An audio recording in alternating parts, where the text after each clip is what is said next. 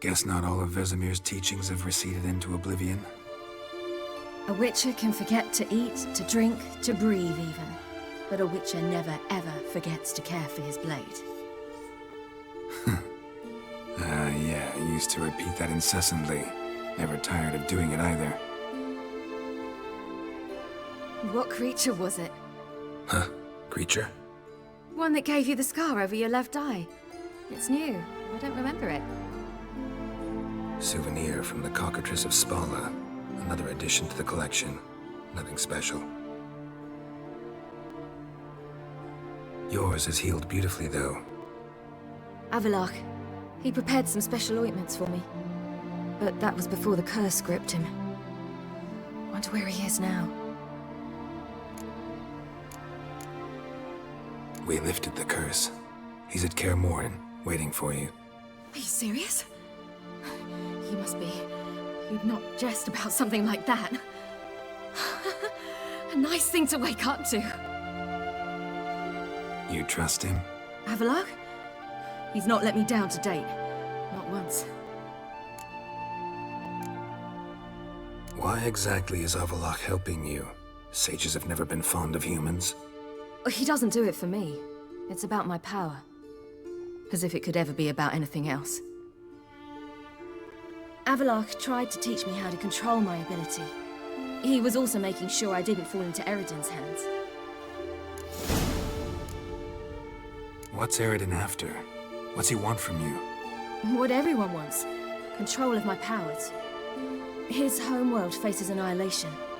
Eredin's decided to invade ours. Brilliant, wouldn't you say? Can't achieve much on his own, so he needs to bring an army. Except his navigators can't possibly move him and thousands of NL between planes. Their abilities won't allow it. Whereas yours will. Exactly. And if I die in the process, well, that's a necessary sacrifice. How do you ever start traveling with Avallac'h? As soon as I'd left you and Yen on the Isle of Avalon, I found myself pursued. Eredin and his Red Riders were on my heels. I fled through many worlds, many times. They came very close to catching me once. It was then that Avallac'h appeared, out of nowhere. He found a portal, and took us to a world where Eredin couldn't find us for, oh, perhaps half a year. The world where Eredin couldn't find you. What was it like? You wouldn't believe me if I told you. Try me. People there had metal in their heads. Waged war from a distance, using things similar to megascopes. And there were no horses. Everyone had their own flying ship instead. Ciri, stop fooling around. Told you you wouldn't believe me. We should have stayed there.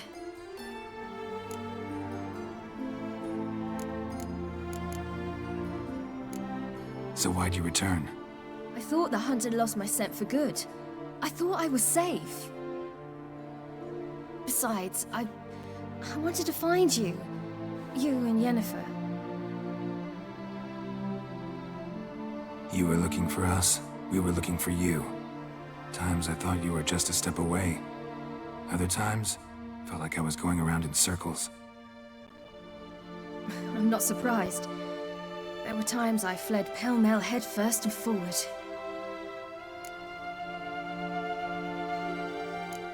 So tell me how it happened, step by step. Eredin located us mere moments after we landed on Ard Skellig. Soon after, he and his riders surrounded us. I thought it was over, the end. Turned out Eredin had other plans. He produced the phylactery, uncorked it. A fog enveloped us, and Avallac'h began gasping for air. That's how Eredin cursed Avallac'h, triggered his transformation into Uma? Yes. He didn't wish to kill him. Humiliation, that's what he was after. But Avallac'h refused to succumb without a fight. He cast a spell that wrought havoc in the hunt's ranks. And in a full half of a forest on Ard Skellig. Yet it also gave us time to flee. Avalark opened a portal. I leapt in. He was supposed to follow right behind me, but something went awry. Impaired by the curse, he failed to reach the portal in time. We had agreed that if anything went wrong and we were separated, we would meet at his hideout in Velen. But you failed to meet there. Yes, we failed to. Once through the portal, instead of at Avalark's hideout, I landed right in the middle of Crookback Bog. I barely escaped the crones. And then there was the Baron. You know, he took me hunting. I killed a wild boar with my sword. I heard. A coincidence, really. I had no desire to hunt that day, but it felt wrong to refuse. I'd taken nothing remotely resembling a hunting weapon. I simply hadn't intended to hunt.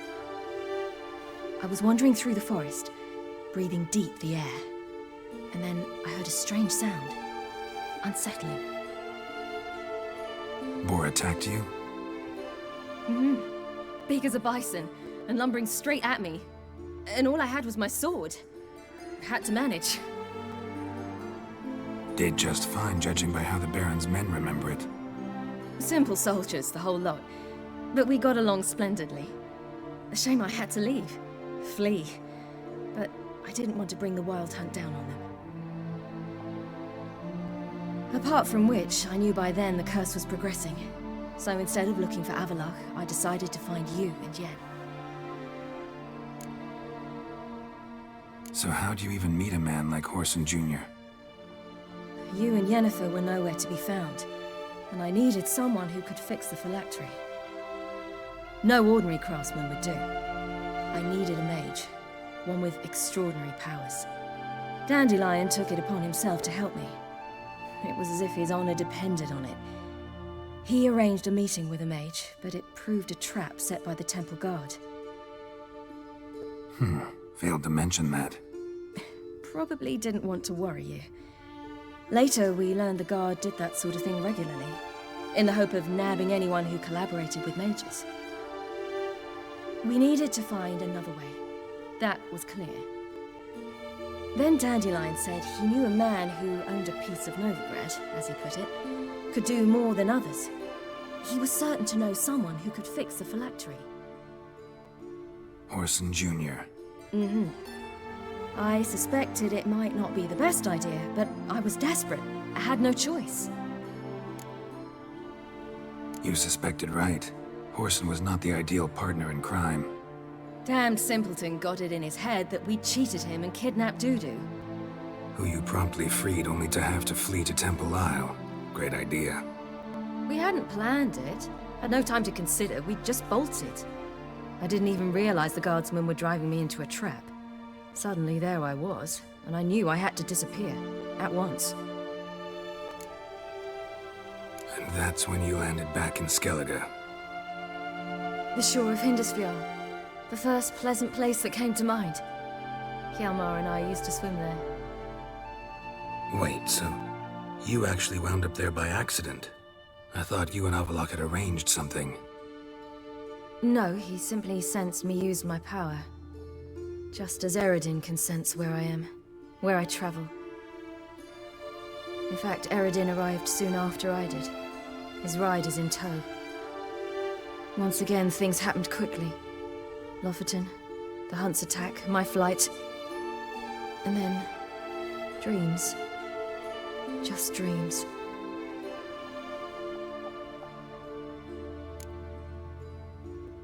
What did you dream? I've had nothing but nightmares lately. Pretty horrible. Likewise, for the most part. In one, a monster grown from a stillborn child chased you. Ugh, that was horrible. I had a few nice dreams. For example, in one we sat round a fire, drinking good wine, and all around people danced and laughed. I like that one a lot better. Me too. But these dreams, and the others, ended in some tower. No matter what I dream, in the end, I would enter a tower.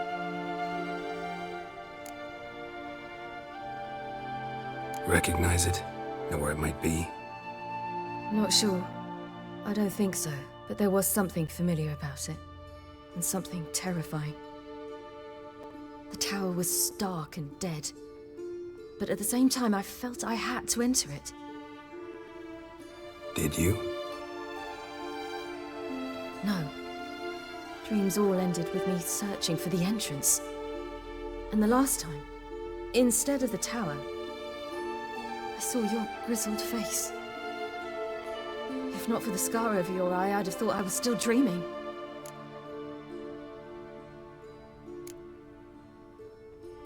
I was afraid you were dead. Found some dwarves here. Said they'd try to wake you, but you were cold as ice and you weren't breathing. And yet you came in. Who listens to dwarves these days? Speaking of which, they're probably getting antsy. We should go. Got a boat on the beach. Once we land, we'll head for Kaer Morhen. On horseback. Right. Conventional means of travel. They're just better. Though a portal would be quicker. And draw Eredin to us immediately. Rather not risk it. Besides, I hate portals.